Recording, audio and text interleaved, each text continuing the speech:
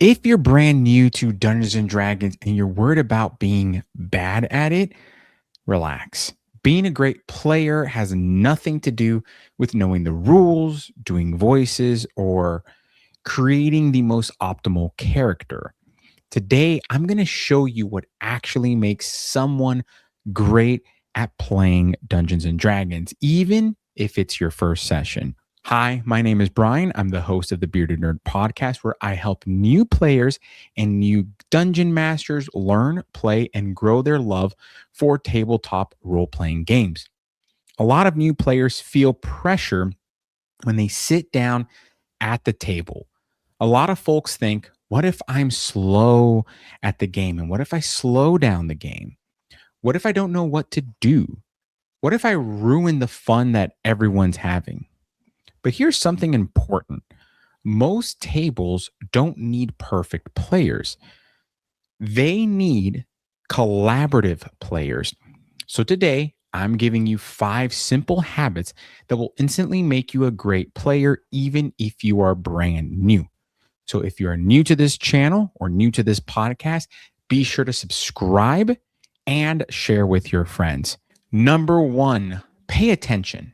You don't need to master Dungeons and Dragons. You don't need to know everything, but you need to be present. Listen when the dungeon master describes the world. Other players are taking notes or kind of busy on their phones. Don't be that person. Be present. Pay attention. Write down what they're saying. Taking notes, the player that's taking notes, be that person. When other players are talking or they're taking their turn, pay attention to what they're saying. When a non-player character or an NPC is revealing information in the game, take notes, be present. Being engaged shows respect. It makes the story better as well. When you're showing respect to the other party or to the dungeon master, you're showing that you care. So be present. Number 2, share the spotlight.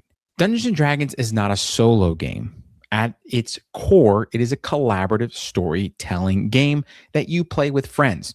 So, great players ask others what they think. If you are sitting at the table, feel free, be encouraged to ask one of the other party members, hey, what do you think about X? Or, hey, how does your character see this? They will love it. Create those moments for other characters and give them the space to create it. I am a huge fan of players celebrating other players' success. When you see one player getting that victory hit, that win, that epic thing, whatever it may be, celebrate it, right? Because then they are going to celebrate you in your moments of triumph. If someone hasn't spoken in a while, be sure to ask that person as their character, what does your character think? Whatever it may be. That collaboration is magic and it doesn't make people feel left out. Number 3, make decisions. Players who make decisions are going to be seeing. Number 3, make decisions. New players often freeze. They are afraid of making the wrong choice. But indecision slows games more than just mistakes ever will. So pick something. It doesn't matter what it is. Just pick it and try it. See what happens. Failure is part of the fun. So don't be afraid to fail. Number 4, support the tone of the game. If the table is serious, lean into it. If the table is lighthearted, join in. You don't have to be perfect, but be sure that you are aligned to it.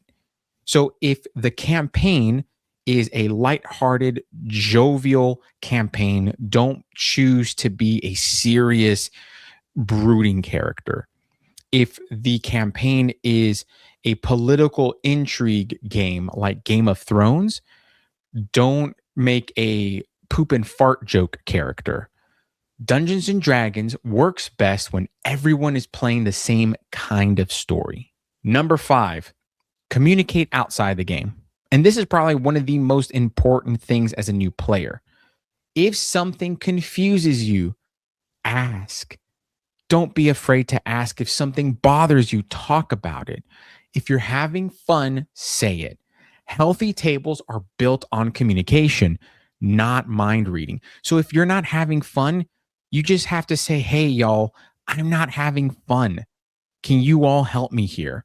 You can go to your dungeon master and say, hey, I'm not having fun. And this is why I'm not having fun. This is what I'm feeling.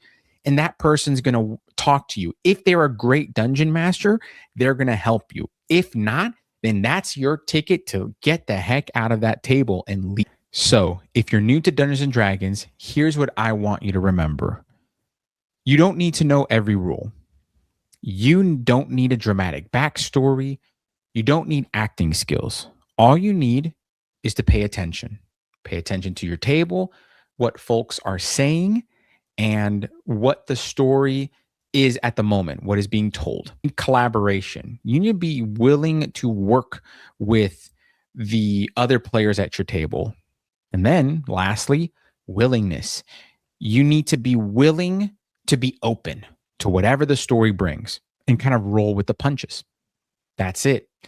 If this episode helped you feel more confident as a new player, share it with someone who's nervous about starting Dungeons and Dragons.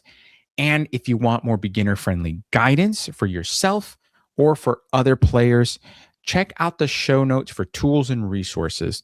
Until next time, remember to show up, support the story, and as always, folks, keep gaming.